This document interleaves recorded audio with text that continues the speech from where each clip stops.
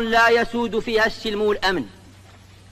ويؤلمنا ألما شديدا أن تجري في أرض جاراتنا الجزائر الشقيقة معارك يتسع نطاقها يوما بعد يوم، وما أشد رغبتنا في أن تباشر مفاوضات بين جميع من يهمهم الأمر لتسوية النزاع القائم تسوية تتفق وميثاق الأمم المتحدة الذي يعترف للشعوب بحق تقرير مصيرها.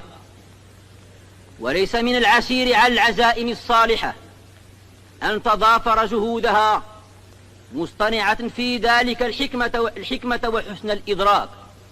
الشعب بأكمله في الصحراء الغربية محروما من حقه الأساسي في تقرير المصير عبر استفتاء حر ونزيه يتوافق مع خطة التسوية الأممية